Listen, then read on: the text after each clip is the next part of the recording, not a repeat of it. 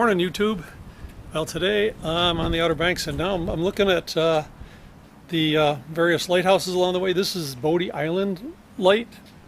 I don't know if you can see this whole thing. A lot bigger than the ones that I've toured before out in Oregon or ones on Lake Ontario. This one's 164.4 feet tall, and it had this distinctive pattern for here. It would be on for 2.5 seconds, off for 2.5, on for 2.5, and then off for 22.5.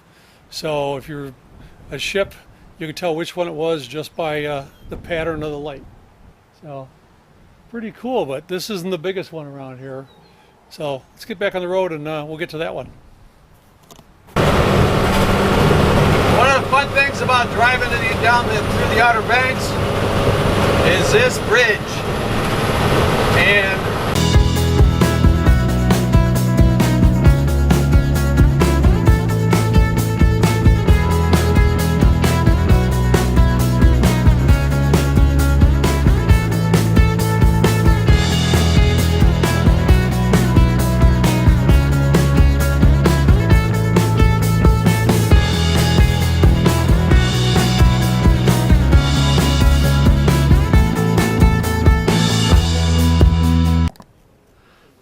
on YouTube.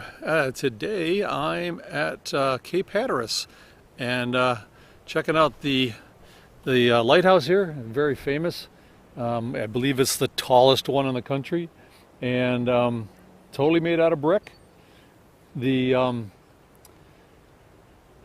fun thing about this is not the original site. It was originally down a ways. I'm going to head over that way and look at that, but they picked it up, cut it off, picked it up, put it on a thing, and moved it like moved the space shuttle and brought it over to this spot and put it back in place. And they didn't crack a brick, which is the amazing thing. I'll have a little bit more information in a minute So when they moved the lighthouse to its current location in 1999, and these stones were the original foundation, and they moved them here shortly after that, and the Society for Preservation of it engraved them with all of the lighthouse keepers' names and the years that they were here. Oh, it's pretty cool. Goes from 1803 to 1939, which at that point I'm guessing they electrified it and didn't need lighthouse keepers hauling kerosene up equivalent of 12 stories to keep the lamp lit. So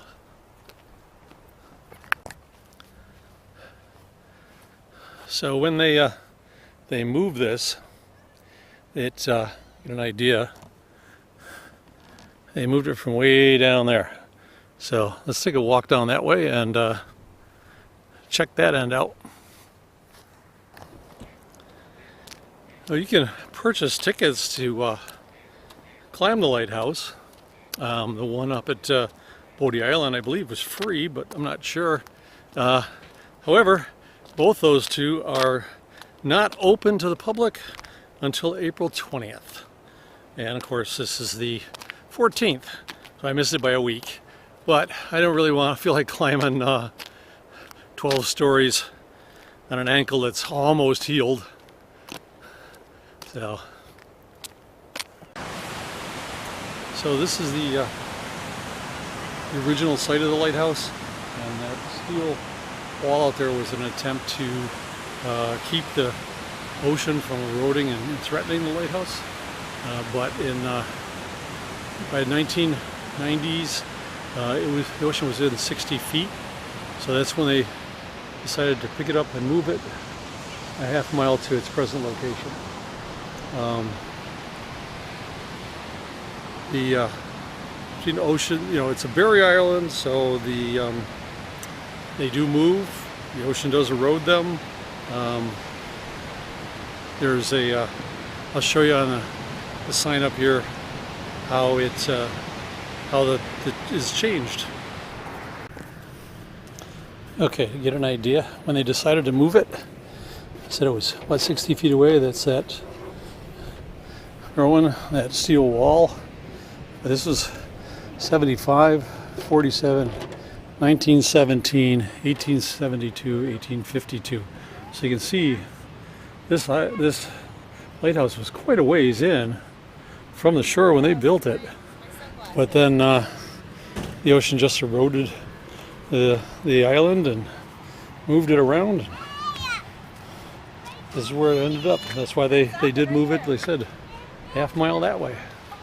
So, well, that's going to be the end of my visit here to Cape Hatteras and the lighthouse. There are other lighthouses on the Outer Banks here. I'm not going to share them with you, just the two that we're doing. And I'm going to get back on the road, go up to the campsite for a night, and then move on to something else. Another attraction here on the Outer Banks that's is sort of cool, and I always wanted to visit. So, see you in a couple days, YouTube.